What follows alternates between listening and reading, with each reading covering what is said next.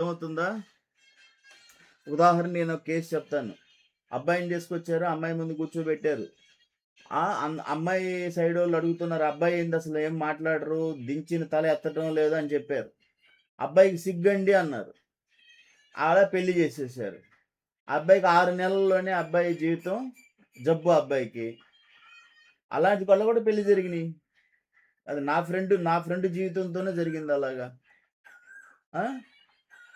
కాబట్టి ఇవన్నీ చూడండి. మీరు జీవితంలో మ్యారేజ్‌లంటే ఈ రోజుల్లో చాలా ట్రాన్స్‌పరెన్సీ, పారదర్శకత ఉండాలి. అలాగే పెళ్ళిళ్ళు జరుగుతాయి. లేదు మేము ఇలా చేస్తాము అంటే అది అది నాకు తెలీదు అట్లా ఎట్లా జరుగుతాయో అనేది. అది పెళ్లి వాళ్ళిద్దరి మధ్య మనసులు కలవకుండా మీరు ఒక అరగంటలో అబ్బాయిని తీసుకెళ్ళి ఆడ కూర్చోబెట్టి అరగంటలో ఈళ్ళొచ్చేసి మళ్ళీ ఈళ్ళు వెంటనే ఫోను జేసి మీరొచ్చారు మా ఇంటికి చెప్పండి అని అంటే ఈళ్ళు ఏం చెప్పాలి? అలా చెప్పి ఏం నిర్ణయం తీసుకోవాలి? ఆ! ఏం చూసారక్కడ? ఏం మాట్లాడారు? ఏమన్నా తెలుసుకున్నారా? ఇయన్నీ లేకుండా ఎలా పెళ్లి జరుగుతది అనేది నాది అర్థం గాని ప్రశ్న నాకు ఈ రోజుకి గూడా. సరే అయితే ఆదిలక్ష్మి చెల్లి మీకిచ్చానా నంబరు? ఇవ్వలేదా? సరే నీకివ్వలేదు. ఈ శ్రీనివాసరావు గారు. శ్రీనివాసరావు గారు మీకు పెట్టాను నంబర్ వాళ్ళు మాట్లాడండి. మనం ఈ అమ్మాయికి చెల్లెలికి ఒక నంబర్ ఇచ్చేసి క్లోజ్ చేద్దాం. సరే మనం ఈ సంస్థలో ఇది జీవితాంతం జరిగే సంస్థ ఒక రోజుతో పోయేది గాదు. నేను చెప్పాల్సినవి చెప్తా ఉంటాను. ఆగండి నేనెప్పుడు గూడా. అది జ్యోతిష్యం రేపు ఈరోజు ఆదివారం, రేపు జ్యోతిష్యం క్లాస్ పెడదాం. పోయిన సోమవారం పెట్టలేదు. ఇక సర్వీసెస్ కంటిన్యూ నడవాలి. ఓకే. కరెక్ట్‌గా అంతా గూడా మనం సమాజంలో ఎంతో అంత శుద్ధి అనేది కొంతమంది మారినా గూడా వాళ్ళు జీవితాలు బాగుపడతాయి. అది నా కోరిక.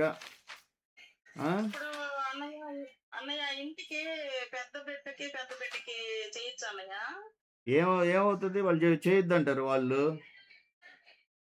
ని అదే ఒక్కొక్కరు అమ్మా పెద్దోళ్ళకి దాన్నే ఈళ్ళు పెట్టిన పేరు త్రిజ్యేష్ఠా దోషం. అర్థమైందా? హ్మ్. నువ్వు చెప్పావు చూసావా ఇంటికి పెద్ద బిడ్డకి చేయొచ్చా అంటే, జ్యేష్ఠ అంటే పెద్దోళ్ళు. హ్మ్. అమ్మాయి ఇంటికి పెద్దది, అబ్బాయి ఇంటికి పెద్దోడు. అంటే అబ్బాయి ఇంటికి జ్యేష్ఠుడు, అమ్మాయి ఇంటికి జ్యేష్ఠ పుత్రిక. ఈళ్ళిద్దరిలో ఎవరో ఒకరు జ్యేష్ఠ మాసంలో పుట్టారు, లేదు జ్యేష్ఠ నక్షత్రంలో పుట్టారు. ఆ! హ్మ్. 3 జ్యేష్ఠలు మంచిది కాదు అని ఈ మహానుభావులు ఈరోజు హిందువులని నాశనం చేసేసారు పెళ్ళిళ్ళు గాకుండా. అందులో మన యదువంశానికే కాదు ఈ తలకాయ నొప్పి. ఈ బొప్పె గట్టింది. బొప్పె అంటే మాడు బొప్పి గట్టింది. ఇని నాకు. యాదవులు, బ్రాహ్మణులు, వైశ్యులు, ఆర్యులు, పోతే శూద్రులు, పోతే రెడ్డి, కమ్మ, నాయుడు, బలిజ, బ్రాహ్మణ ఏ కులం ఎవరైతే హిందూ అనే ముద్రేసుకున్నారో ఈళ్ళకి పెళ్ళిళ్ళు కాకుండా నువ్వు అడిగినది త్రిజ్యేష్ఠ దోషం. అంతటితో పోనివ్వలేదు వాళ్ళు. నేను జాతకాల మీద గూడా మొన్న 3 వీడియోలు చేసి అందరికి పంపించాను. ఆ! మా ఏకరాశి అబ్బాయి జూలై 17 అన్నయ్య. ఏ మాసం వస్తది? ఆషాఢం గదా అన్నయ్య! నీకు ఏ మాసం వచ్చినా, నీకు జ్యేష్ఠ మాసం వచ్చినా గూడా హ్మ్. నేనంటాను నువ్వడిగావు ఇద్దరు జ్యేష్ఠులు ఓకేనా అన్నావు. ఆ! నేను హ్మ్. ఇద్దరు జ్యేష్ఠులు కాదు, ముగ్గురు జ్యేష్ఠులు వద్దంటారు. నేనైతే ఒకటే చెప్తాను. 3 జ్యేష్ఠులు గాదు. ఏకరాశి అయింది, ఏక నక్షత్రం అయింది, ఏక లగ్నం అయింది. నన్ను అడుగుతూ ఉంటారు చాలామంది. సార్ ఇప్పుడు మీరడిగారు ఆ అమ్మాయి ఇంటికి పెద్దది, ఇద్దరు పెద్ద చేయొచ్చా అంటే చేయొచ్చు. దాంట్లో ఏమొస్తది? ఇప్పుడు జ్యోతిష్యము అంటే నేను ప్రతి సోమవారం జ్యోతిష్యం క్లాసులో పెట్టాను. ఎన్నో రికార్డులు ఇచ్చాను మీకు. అందులో వేదిక జ్యోతిష్యం, కృష్ణమూర్తి పద్ధతులైతే నేను లోతులకెళ్ళి తవ్వి ఎళ్ళున్నాను. వీటన్నిటిని విమర్శించాను. షష్టాష్టకాలంటే నేను వీడియో చేశాను. ఆ! అమ్మాయి రాశికి, అబ్బాయి రాశి ముందుంటది వద్దన్నారు. దాన్ని జ్యోతిష్యంలో 2, 12 కాంబినేషన్ అంటారు. ద్వి, ద్వి దశకము అంటారు దాన్ని. నవపంచకము 9, 5 కాంబినేషన్. షష్టాష్టకం 6, 8 కాంబినేషన్. ఏకరాశి, ఏకలగ్న దోషం, ఏకరాశి దోషం, త్రిజ్యేష్ఠ దోషం, వేదా నక్షత్ర దోషం, రాహుకేతు దోషం, కుజ దోషం. పోతే నెక్స్ట్ వచ్చేసి భకుటా దోషం, రాసులు కలవటం లేదు, ఏకనాడీ దోషం, ఘనదోషం, అమ్మాయి రాక్షస గణమైంది, అబ్బాయి దేవగణమయ్యారు, తారాబలం బాగలేదు. మొన్న ఒక ఆయన ఫోన్ చేసి నాకు చెప్తాడు, సార్ ఆ పెళ్ళి వద్దనుకుంటున్నాను. ఏమైంది సార్ అంటే, అమ్మాయి నైదన్ తారైంది సార్.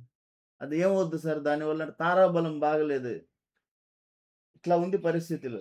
వాళ్ళు పెళ్ళిళ్ళు చేయాలి అనే అంటే జ్ఞానం ఉండటం ఓకే గానీ, మరీ విపరీతంగా ఆలోచించే దాన్ని ఓవర్ థింకింగ్ అంటాడు.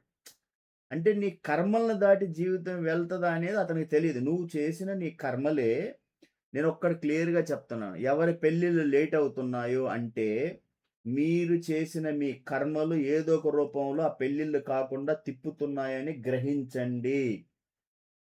అంటే మేము కర్మలు మంచి చేయలేదా? మంచి చేస్తేనే పెళ్ళిళ్ళు త్వరగా అవుతాయి. అదేంది సార్ అంటే, మీ కర్మ ఫలితం మీరు అర్థం చేసుకోలేకపోతున్నారు.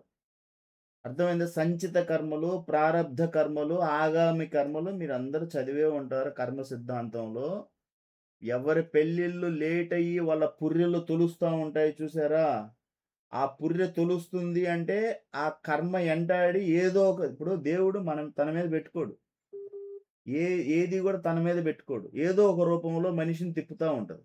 పెళ్లి లేట్ అవుతుంది అంటే ఈడు పుర్రెలో గుద్దొస్తది. మాకు కట్నం గావాలి. దాన్ని పెట్టుకొని ఆ కట్నం పిచ్చి మీద ఇంకా పెళ్లి కానివ్వడు. కర్మ అది. అర్థమవుతుందా? ఇప్పుడు ఒకడంటాడు, దేవుడెలా ఉన్నాడో చూస్తాను. నన్ను పుట్టిచ్చాడు. తిండి పెట్టకుండా ఎలా ఉంటాడు. నారు పోసిన వాడు నీరెట్ట పోయడో నేను చూస్తాను. ఈరోజు నేను కూర్చుంటాను. నాకు తిండి రావాలి. వాడి కర్మ అది. ఆ! ఆ కర్మ అంటే ఇంకంతే. ఇంకా ఆ రోజు వాడికి అదే వాడు అంటే మంకుపట్టు అంటారు. మూర్ఖత్వం. లక్ష్మీదేవి భక్తుడికి డబ్బులెయ్యాలని రోజు రోడ్డంతా ఎళ్ళేవాడి ముందు మూటేస్తే, వాడు ఈరోజు ఏమంటాడంటే, ఈరోజు నేను కళ్ళు మూసుకొని ఈ రోడ్డు నడుస్తాను చూద్దాము. ఇన్ని రోజులు కళ్ళు తెరుసుకొని నడిచాను.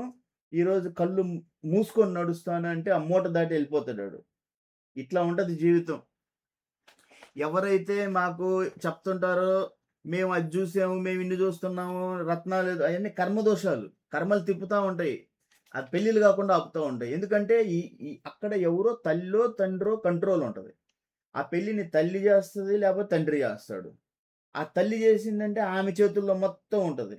ఆమె ఓకే అంటే ఓకే అంటారు, లేపోతే లేదు. ఒక్కోసారి తండ్రి కంట్రోల్. ఆయన చెప్తేనే పెళ్ళవుతుంది. ఆయన ఏం జూస్తాడు అంటే ఆయన ముత్యాలు ఎతుకుతా ఉంటాడు. అది కర్మ. కర్మదోషం అది. కరెక్ట్‌గా జరగాలి అంటే ఎందుకు జరగదు అంటే కర్మదోషం. కర్మ ఫలితం అనుభవిస్తా ఉన్నారోళ్ళు. ఆ టెన్షన్ ఉంటది. పెళ్ళిళ్ళు ఎందుకు పెళ్లి కావు? నీ ఆలోచనలు మార్చుకుంటే అవుతాయి. కాబట్టి తెలుసుకోండి. కర్మ ఫలితం అనేది ఉంటది తప్పనిసరిగా. అందువల్లే లేట్ అవుతా ఉంటారు. అయి దోషాలు గాదు. ఏమి గాదు. దానికొక దోషాలని పేరు పెట్టుకోవటం. మన ఇప్పుడు మన చెల్లి అడుగుతుంది. ఆ అమ్మాయి ఇంటికి పెద్దది, ఈళ్ళ ఇంటికి పెద్ద చేసుకోవచ్చు. ఏమవుతది? ఒక కారణం దానివల్ల జ్యోతిష్యంలో అలా పట్టుకుంటూ తిరిగితే అసలు పెళ్ళిళ్ళు చేసుకోరు.